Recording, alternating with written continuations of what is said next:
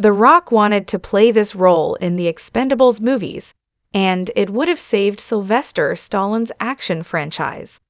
The Expendables is a film franchise that should have lasted longer than it did.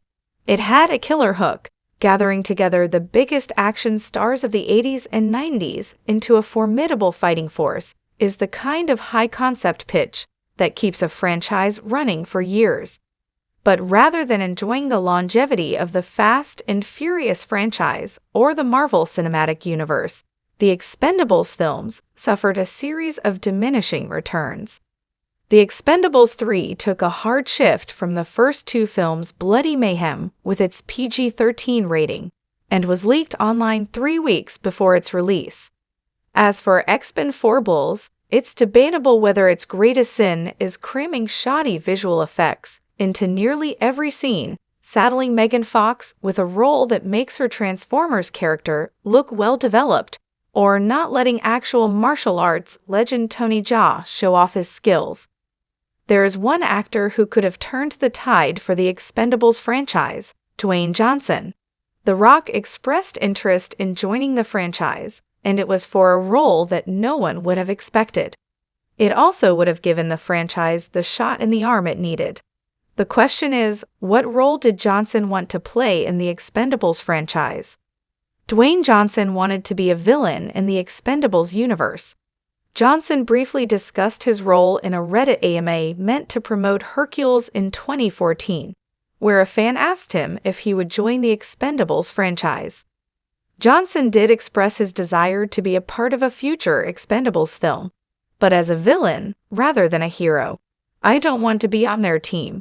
I want to hunt every single one of them down," he said, saying that he would only have spared Ronda Rousey's Luna Maya and Terry Crews' Hail Caesar.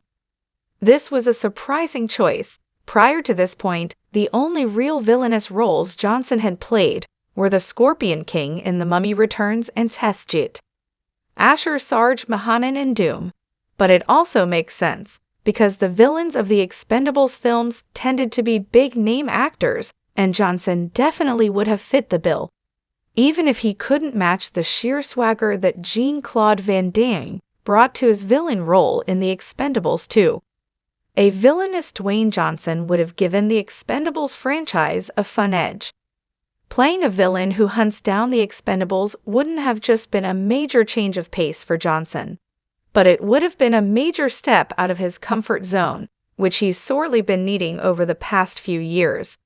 While Johnson slowly became one of the world's biggest actors, he also began to fall back on a default persona, a muscular, chiseled, nearly perfect hero who was always the best at what he did and never suffered any setbacks. These types of characters are usually boring because they don't face any significant challenges or character development. The fact that Johnson allegedly has a clause in his contracts where his character can't lose a fight only highlights how predictable his film output has become. Serving as an antagonist would have been a great change of pace and showed audiences that he could play something other than the hero. But if Johnson did sign onto the Expendables movies and became the villain who brought down the team of mercenaries, he'd help pay off a team that was teased in the Expendables 3. During the events of that film, a wounded Kaiser leads Barney Ross, Sylvester Stallone, to disband the Expendables and goes with a younger team of mercenaries.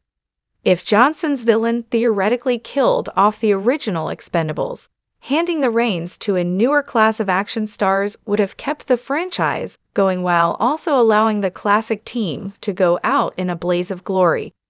Knowing this franchise's penchant for over-the-top action, it would have been a literal blaze of glory. Dwayne Johnson could have joined the Expendables movies when his career was at its peak. 2014 was perhaps the peak of Dwayne Johnson's career.